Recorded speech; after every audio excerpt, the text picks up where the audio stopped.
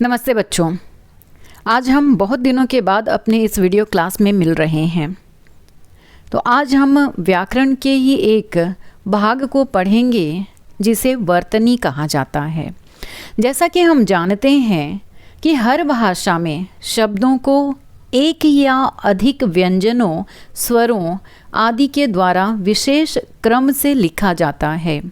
यह लिखित रूप और उसमें विभिन्न वर्ण चिन्हों के योग को ही वर्तनी, अक्षरी अथवा स्पेलिंग कहते हैं, या फिर लिखने की रीति को वर्तनी या अक्षर कहते हैं। वर्तनी को अक्षर या स्पेलिंग भी कहा जाता है। बच्चों, वर्तनी के साथ हम उच्चारण को भी देख लेते हैं। हिंदी में जो बोला जाता है वही लिखा जाता है। वहीं वर्तनी का सीधा संबंध उच्चारण से होता है। यदि उच्चारण अशुद्ध होगा तो वर्तनी भी अशुद्ध होती है। जैसे सड़क को सदक, खाना को काना, टमाटर को टमाटर, डमरू को दमरू इत्यादि कई लोग कहते हैं। अक्सर ऐसा तब होता है जब हमें अपनी मातृभाषा या बोली के कारण तथा व्याकरण से संबंधित ज्ञान की कमी के कारण उच्चारण में अशुद्धियाँ आ जाती हैं, या फिर उच्चारण करते समय हम उन अशुद्धियों को ही उपयोग में लाते हैं, जिसके कारण वर्तनी में भी अशुद्धियाँ आ जाती हैं। जैसे आर्यावर्त की सही वर्तनी आर्यावर्त है। आवाज का शुद्ध उच्चारण आवाज है। आकाश का आकाश, नादान का नादान, आजमाइश का आजमाइश और भगीरथ का भागीरथ होता है। बच्चों, इन सारी गलतियों का कारण ही है लिपि का समुचित ज्ञान का न होना। ठीक है, तो आइए हम सबसे पहले लिपि क्या है, उसका उपयोग प्रयोग हम किस तरह से कर सकते हैं ताकि हिंदी लेखन में कोई समस्या न आए। बच्चों, मूलतः जब कोई भाषा लिखी जाती है तो वर्तनी उच्चारण के अधिक से अधिक अनुरूप ही होती है, परंतु आगे चलकर उच्चारण लगातार बदलते रहते हैं और वर्तनी ज्यों की त्यों बनी रहती है, और इसी वजह से उच्चारण और वर्तनी के बीच की खाई लगातार बढ़ती रहती है। तब वर्तनी को याद करना अत्यंत आवश्यक हो जाता है। बच्चों, हिंदी में वर्तनी की समस्या उतनी तो विकट नहीं है जितनी लोगों ने बना दिया है। फिर भी इन समस्याओं से मुंह नहीं मोड़ा जा सकता है। अक्सर देखा जाता है कि सामान्य विद्यार्थी और सामान्य जनता हिंदी लेखन में अशुद्धियाँ करते हैं, जैसे कि दुकानों के नामपट पर तथा व्यापारिक और इश्तहारों में यह गड़बड़ी बड़ी ही आसानी से देखी जा सकती है। अतः हिंदी में वर्तनी की समस्या मुख्यतः इन कारणों से होती है। लिपि का समुचित ज्ञान का न होना। बच्चों, नागरी लिपि में मात्राओं के ऊपर नीचे और आगे पीछे लगने, संयुक्त व्यंजनों के स्वतंत्र रूप होने तथा कुछ ध्वनि चिन्हों में अंतर का ज्ञान न होने इत्यादि के कारण बहुत से लोग लेखन में गलती करते हैं। इसे कई उपवर्गों में बांटा जा सकता है। पहला, ऋस्व यानी छोटी ई की मात्रा पीछे लगती है, जिन्हें इसका ठीक ज्ञान नहीं है। क पर छोटी ई की मात्रा की को क पर बड़ी ई की मात्रा की लिख जाते हैं या लिख देते हैं। संयुक्त व्यंजन में यह मात्रा के पहले आती है। जिन्हें इस बात का पता नहीं है, निश्चिंत, चंद्रिका आदि लिखते हैं, जबकि इन्हें निश्चिंत, चंद्रिका आदि लिखना चाहिए। र प्लस बड़ा ऊ इज इक्वल टू रू होता है तथा र प्लस छोटा ऊ इज इक्वल टू रू, इसमें भी लोग उल्टा सीधा कर देते हैं। तीसरा, आधा र त्रि की मात्रा है तथा इस र का एक रूप है। ये एक दूसरे का स्थान नहीं ले सकते।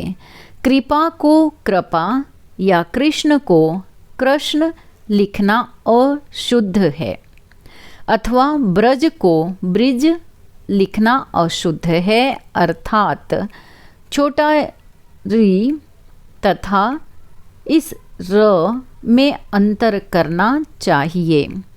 चौथा, ए तथा ए को ए क पर ए की मात्रा के और क पर ए की मात्रा कै के भ्रम से कुछ लोग ए लिखते हैं जो अशुद्ध है। उदाहरण के लिए ऐसा, ऐतिहासिक, ऐनक आदि लिखना अशुद्ध है। इन्हें ऐसा, ऐतिहासिक, ऐनक आदि लिखना चाहिए। र के कुल 4 रूप हैं। र, आधा र जो क्रम में आता है, आधा र जो ट्रक में आता है और आधा र जो अक्षर के ऊपर लगाया जाता है जैसे कर्म। इनमें अंतर न जानने के कारण भी गलती होती है, इसलिए इसे ध्यान से हम यहाँ पर देख लेते हैं। आधा र तथा आधा र व्यंजन के बाद उच्चरित होते हैं। जैसे इस आधा र को ट, ड आदि के नीचे लिखा जाता है, जैसे ट्र, ड्र, ट्रेन, ड्रामा। और इस आधा र को क, ख, ग, ज, प आदि अन्य व्यंजनों के पहले क्र, ख्र, ग्र, ज्र, प्र आता है। श्र का र भी यही है। उसके बाद इस आधा र को व्यंजन के पहले उच्चरित होता है, जैसे यह उस व्यंजन के ऊपर आता है जिसके पहले उच्चरित होता है। ध म के बीच में यह आधा र आता है, जैसे धर्म।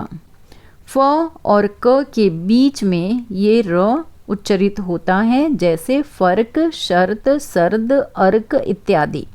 और एक र शब्द के आदि में स्वर के पहले को भी हम यहाँ पर देखेंगे, जैसे र पर आ की मात्रा राम, र पर बड़ी ई की मात्रा री और त पर छोटी ई की मात्रा ती, रीति, रोष, रुष्ट इत्यादि। शब्द के बीच में 2 स्वरों के बीच आने वाला र, जैसे आराम, तारीफ, आरोप इत्यादि, तथा शब्द के अंत में स्वर के बाद आने वाला र, जैसे पार, तीर, पर, बौर इत्यादि। बच्चों, अनुस्वार तथा अनुनासिक अथवा चंद्रबिंदु तथा अनुस्वार और ङ, य, ण, न, म में अंतर न जानने से भी गलतियां हो जाती हैं। 2 बातों पर हमें ध्यान देने की ज़रूरत है। अनुस्वार तो नासिक्य व्यंजन है जो बीच में अंक, चंचल, पंडित, संत, पंप अथवा अंत में स्वयं आता है। इसका उच्चारण क, ख, ग, घ के पहले ङ, अंक, पंख, गंगा, जंघा इत्यादि आता है। च, छ, ज, झ के पहले य, जैसे चंचल, वांछा, गंजा, झंझा इत्यादि। और ट, ठ, ड, ढ के पहले न, टंटा, अवगुंठन, डंडा इत्यादि। और त थ द ध के पहले न, जैसे संत, पंथ, अंदर, अंध इत्यादि, तथा प फ ब भ के पहले म, पंप, गुम्फित, बम्बा, खंभा इत्यादि होता है। य र ल व तालव्य श मूर्धन्य स ह के पहले भी यह आता है, जैसे संयम, संरचना, संलग्न, संवाद, संशय, संसार, संहार। और इसका उच्चारण ङ, य, न, म से मिलता जुलता ही होता है। अनुनासिक कोई स्वतंत्र ध्वनि नहीं है, वह जिस स्वर के ऊपर लगता है उसी स्वर के उच्चारण को अनुनासिक बना देता है। जैसे सास और सांस दोनों में ही 3-3 ध्वनियाँ हैं। अंतर केवल यह है कि सास का आ मौखिक है और सांस का आ अनुनासिक है। हंस और हंस में स्पष्ट अंतर है। यदि शिरोरेखा के ऊपर मात्रा है तो अनुनासिक के स्थान पर भी अनुस्वार ही लगाते हैं, जैसे बींधना, खींचना, में, मैं, चोंच, कौंधना इत्यादि। इन शब्दों में अनुस्वार अनुनासिक का काम कर रहा है। इसका आशय, इसका मतलब, इसका अभिप्राय यह हुआ कि अनुनासिक अपने मूल रूप में केवल अ, हंस, आ, सांस, छोटा ऊ, फूंकना, बड़ा ऊ, फूंक के साथ ही आता है। अन्य स्वरों के साथ यह अनुस्वार हो जाता है। ठीक है। जहाँ ङ, य, न के उच्चारण की बात की गई है, वहाँ न का प्रयोग वर्तनी की दृष्टि से अशुद्ध होता है। अतः शंका, पंखा, चंचल, जंजीर, टंटा आदि लिखना गलत है। अनुस्वार तथा नासिक्य व्यंजनों के लेखन के भी कुछ नियम होते हैं, जिसे हम लोग आज यहाँ पर देख और समझ लेते हैं, ताकि इन नियमों को ध्यान में रखते हुए अपने वाक्य को, अपने उच्चारण को सही तरीके से कर पाएं। ठीक है। मुख्य नियम लगभग 3 प्रकार के हैं, जैसे अनुस्वार तथा नासिक व्यंजन में विकल्प, दूसरा केवल नासिक्य व्यंजन, तीसरा केवल अनुस्वार। ठीक है। तो सबसे पहले हम अनुस्वार तथा नासिक्य व्यंजन में विकल्प को देखेंगे। ङ प्लस क, ख, ग, घ, पंक अथवा पंक आदि। बच्चों यहाँ पर हमें लेखनी पर ध्यान देना है, इनके विकल्पों पर ध्यान देना है। ठीक है। ये दोनों तरह से लिखे जा सकते हैं। य प्लस च, छ, झ, जैसे पंच अथवा पंच इत्यादि।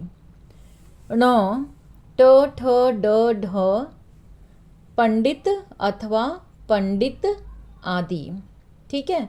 न प्लस त, थ, द, ध, जैसे अंदर अथवा अंदर इत्यादि। म प्लस प, फ, ब, भ, दंभ अथवा दंभ इत्यादि। ठीक है। बच्चों यहाँ पर हमने लेखनी पर ध्यान दिया, मतलब ये है कि दोनों तरीके से हम इसे लिख सकते हैं। अनुस्वार तथा नासिक्य व्यंजनों के लेखन के मुख्य नियम कुछ इस प्रकार से हैं।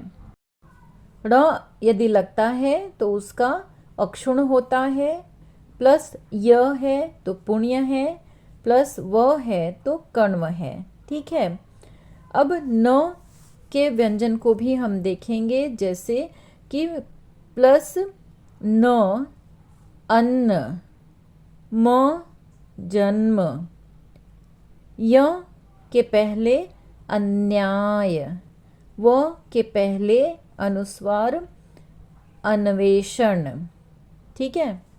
न के पहले यदि म लगता है तो निम्न, म के पहले ही आधा म लगता है तो सामान्य, य के पहले म लगेगा तो साम्य, र के पहले यदि आधा म लगता है तो विनम्र, ल के पहले आधा म आता है तो अम्ल, ह के पहले म आता है तो तुम्हें। ठीक है। अब हम अपने तीसरे नियम केवल अनुस्वार को भी देखेंगे। ह के पहले अनुस्वार अंग लगा हुआ है। ठीक है, जैसे संहार। यही हाल य के पहले अनुस्वार लगा है तो संयम होगा। श के पहले अगर अनुस्वार न लगा है तो उसका वंश हो जाएगा। स के पहले भी न लगा हुआ है तो संसार हो जाएगा। ठीक है। र के पहले यदि न अनुस्वार लगा है तो संरचना हो जाएगा। ल के पहले अनुस्वार न लगा है तो संलग्न हो जाएगा। व के पहले यदि म व्यंजन लगा है तो संवेदना हो जाएगा। बच्चों, यहाँ पर आप उच्चारण में न और म को क्लियरली देख सकते हैं, सुन सकते हैं। जैसे वंश, संसार, संरचना, संलग्न, यहाँ पर न व्यंजन दिखाई और सुनाई दे रहा है। ठीक है। अब यहाँ पर यदि म अनुस्वार लगेगा तो संवेदना यानी म की ध्वनि उच्चरित होगी। ठीक है। अर्थात ह के पहले का स्वर ङ सा, य के पहले का य सा, र ल तालव्य श, स के पहले न सा तथा व के पहले म जैसा है। किंतु लिखने में इन स्थानों पर अनुस्वार ही लिखा जाएगा, कोई नासिक्य व्यंजन नहीं है। सन्यासी एक अपवाद है जिसमें अनुस्वार और न दोनों होते हैं। ठीक है। अब हम अपने अगले पॉइंट्स की तरफ चलेंगे, जिसकी वजह से लिपि में अस्पष्टता होती है और लिपि में अस्पष्टता की वजह से वर्तनी खराब होती है और वर्तनी खराब होने की वजह से हमारा उच्चारण खराब होता है। ठीक है। तो वर्तनी की कुछ गलतियाँ लिपि की अस्पष्टता के कारण भी होती हैं। उदाहरण के तौर पर हम देखेंगे तो स्त्र तथा स्त्र में कम अंतर है, अतः काफ़ी लोग सहस्त्र को सहस्त्र लिखते हैं। द्य और ध में अंतर की कमी के कारण लोग विद्यार्थी तथा विद्यालय को कभी कभी विद्यार्थी और विद्यालय लिखते देखे गए हैं या पाए गए हैं। ठीक है। इस अशुद्ध वर्तनी का प्रभाव उच्चारण पर भी पड़ता है। ठीक। अब तीसरा, संधि नियमों की जानकारी के अभाव की वजह से गलतियां होना, अशुद्धियां होना। संधि के नियमों का ज्ञान या ध्यान न रखना भी अशुद्ध वर्तनी का कारण बनता है। अत्यधिक के स्थान पर अत्याधिक, तदुपरांत के स्थान पर तदोपरांत, देवेंद्र के स्थान पर देविंद्र, रीत्यनुसार के स्थान पर रीत्यानुसार, अनधिकार के स्थान पर अनाधिकार, महत्व के स्थान पर महत्व, उज्ज्वल के स्थान पर उज्ज्वल, सद्गुण के स्थान पर सतगुण, शरतचंद्र के स्थान पर शरतचंद्र, अंतःकथा के स्थान पर अंतरकथा, अंतः साक्ष्य के स्थान पर अंतर साक्ष्य, बहिसाक्ष्य के स्थान पर बहिर्साक्ष्य, निरोग के स्थान पर निरोग, दवाइयों के स्थान पर दवाइयों, विद्यार्थियों के स्थान पर विद्यार्थियों, डाकुओं के स्थान पर डाकुओं, लिखने की अशुद्धि इसी के उदाहरण हैं। उच्चारण पर भी इसका प्रभाव पड़ता है, अतः ये सारी चीज़ें हमें बार बार प्रैक्टिस करनी है, बार बार उसका अभ्यास करना है। ठीक है। अब शब्द रचना की जानकारी का अभाव होने की वजह से भी हमारी अशुद्धियाँ नज़र आती हैं, जिसको हम यहाँ पर देखेंगे। शब्द रचना का ठीक ज्ञान न होने से वर्तनी की भूलें हो जाती हैं।